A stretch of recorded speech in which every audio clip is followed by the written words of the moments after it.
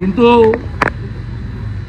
আজকে পশ্চিমবাংলায় যে কটা ঘটনা গত কয়েক বছরে ঘটেছে তার মধ্যে ডাক্তার বোনের বাবা মার যে লড়াই,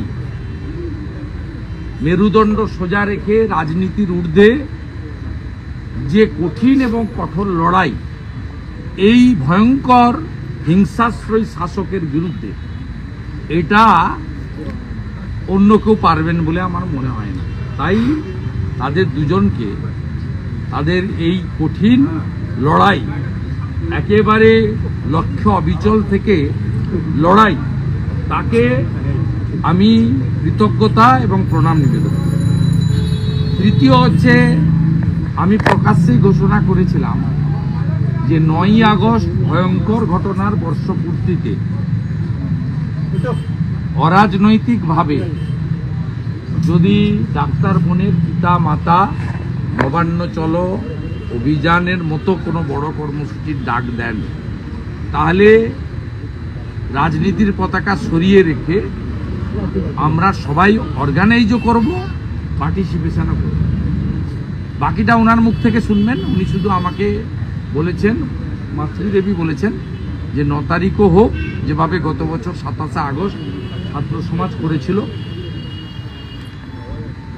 আর সাথে সাথে অরাজনৈতিকভাবেই নাগরিক সমাজ, যুব সমাজ, ছাত্র সমাজ সবাই এগিয়ে এসে 14ই আগস্টে গতবারের মতো রাত দখলের কর্মসূচিও পালিত হয়েছে। অর্থাৎ আমি খুশি, কৃতজ্ঞ।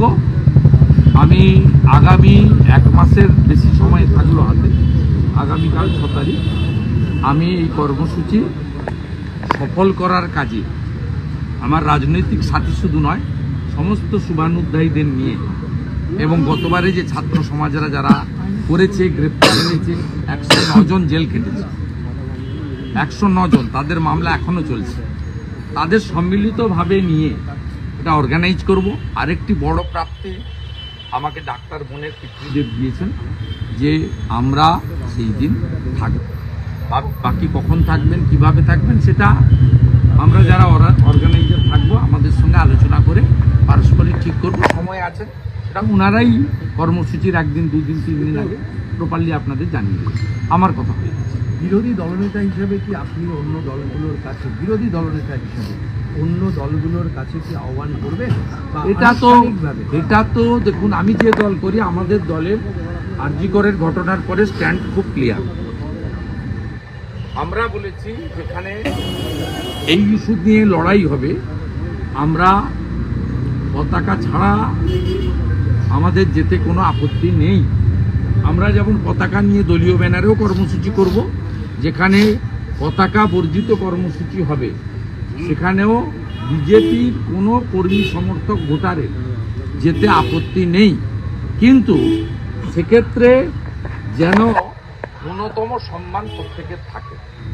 অভিজিৎ গাঙ্গুলি বা অগ্নিমিত্রা পালদের মতো অসম্মানজনক পরিবেশ পরিস্থিতি যেন কেউ তৈরি না করেন, এটাই আমাদের স্ট্যান্ড ছিল।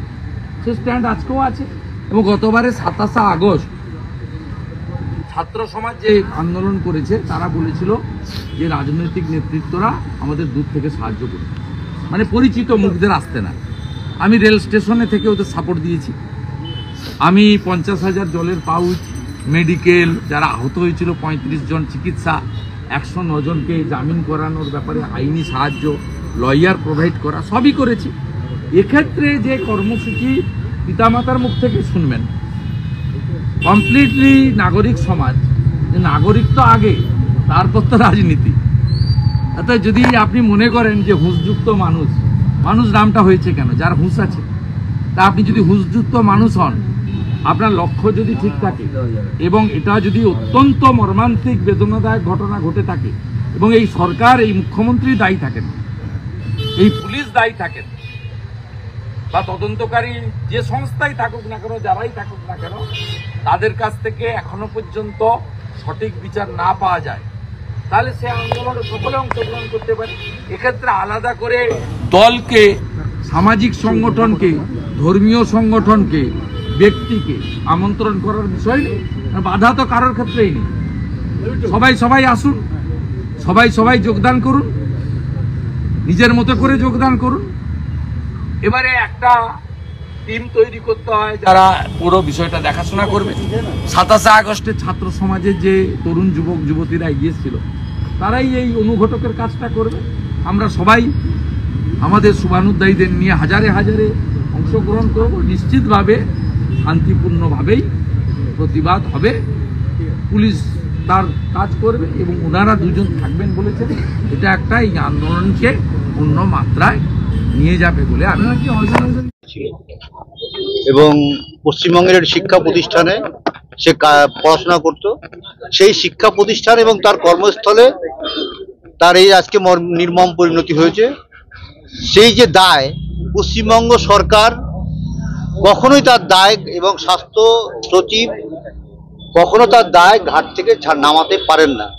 সেই কারণেই আমরা ঠিক করেছি আগামী 9ই আগস্ট বর্ষপূর্তি উপলক্ষে 1 বছর হয়ে যাচ্ছে, আমরা ন্যায় বিচার পাইনি এবং আদালতে রাজ্য সরকারের যে ভাবমূর্তি এখনো আছে তারই প্রতিবাদে এবং ন্যায় বিচার ছিনিয়ে আনার জন্য আমরা নবান্ন অভিযানে ডাক দিচ্ছি। সেখানে সমস্ত রকম লোককে আমরা উপস্থিত থাকার জন্য আহ্বান জানাচ্ছি এবং 14ই আগস্ট যেরকম কোটি কোটি লোক রাস্তায় নেমেছিল রাত দখল করতে, আমি বলবো এই সমাজকে পরিবর্তন করতে আবার ওই রকম ভাবে সবাই যেন রাস্তায় নামেন এবং 14ই আগস্ট রাত দখলের দিনটা আবার যেন পুনরায় পালিত হয় এবং ওইভাবে সবাই সমাজে রাস্তায় এসে সরকারকে বুঝিয়ে দেবেন যে তিনি অন্যায় করছেন। সরকার যদি কোনো অন্যায় করে তাকে বোঝানোর ক্ষমতা কিন্তু মানুষেরই আছে। সুতরাং সেই জন্যই আমি সমস্ত মানুষকে বলছি 9ই আগস্ট নবান্ন অভিযান এবং 14ই আগস্ট রাত দখলের কর্মসূচিতে আপনারা সবাই আসবেন, সবাইকে আহ্বান জানাচ্ছি এবং সংবাদ মাধ্যম তো অবশ্যই থাকবে, কারণ এই 1 বছর ধরে সংবাদ মাধ্যম যেভাবে আমাদের সঙ্গে আছে, সত্যি সংবাদ মাধ্যমের উপর আমরা কৃতজ্ঞ। আজকে আমরা যে এগিয়ে যাচ্ছি, সাধারণ লোকও আমাদের অনেক পাশে আছে। যতদিন আমরা ন্যায় বিচার না পাই তাদের সবসময় বলবো আমাদের পাশে থাকতে এবং আমরা যে সমস্ত আন্দোলনে কর্মসূচিতে যোগ দেবো তারাও যেন অবশ্যই সবাই মিলে এসে যোগ দেন। তাহলে সরকারকে আমরা বুঝিয়ে দিতে পারবো তুমি বিচার না দিয়ে অন্যায় করছো। অভয়ের ঘটনায় রেশ কাটতে না কাটতে 1 বছরের মধ্যে ঘোষবাহু কণ্ঠ দেখা গেল। এরকম ঘটনা যদি আমরা সরকারের উপর চাপ না রাখি পরবর্তীকালে ঘটতেই থাকবে, কারণ সরকার তার নিজের জায়গাটা ঠিক রাখছে না, সরকার তার নিজের কাজটা ঠিক মতন করছে না। আজকে একজন মুখ্যমন্ত্রী, আমি আবার বলছি বারবার একটা কথা রিপিট করতে হয় বারবার, একজন মুখ্যমন্ত্রী যখন চেয়ারে বসেন তিনি একজন সরকারি কর্মচারী ছাড়া কিছুই নন, কিন্তু তিনি সমস্ত প্রশাসনিক ক্ষমতাগুলো অপব্যবহার করেন। ভোগ তো করেনই, প্লাস অপব্যবহার করেন। সেই জিনিসটাকে তাকে বুঝিয়ে দিতে হবে। এই আন্দোলনের মাধ্যমে তাকে বুঝিয়ে দেওয়া সম্ভব যে আপনি অন্যায় করছেন এবং অপরাধমূলক কাজ করছেন, এটাকে আপনাকে বন্ধ করতেই হবে। নির্যাতিতা ছাত্রী তার পরিবারকেও কি আহ্বান জানাবেন এই আন্দোলন? সব সময় তাদের আমরা বলছি, সব সময় তাদের আমরা পাশে আছি এবং এই 10 মাসের যে আমাদের অভিজ্ঞতা আইন সংক্রান্ত এবং রাস্তার আন্দোলন সংক্রান্ত যে অভিজ্ঞতা আমাদের রয়েছে আমরা তাদের সঙ্গে ভাগ করে নিতে চাই। তারা যদি চান। এর আগে যখন নবান্ন অভিযান হয়েছে তখন পুলিশের পক্ষ থেকে আটকে দেওয়া হয়, পুলিশের কাছে কি এরকম আবেদন রাখবেন? যেটা না না না, আমরা পুলিশকে আবেদন করার কি, আমরা তো সরকারের উপর চাপ বাড়ানোর জন্য আন্দোলন করব। সুতরাং আমাদের আন্দোলন থাকবে শান্তিপূর্ণ।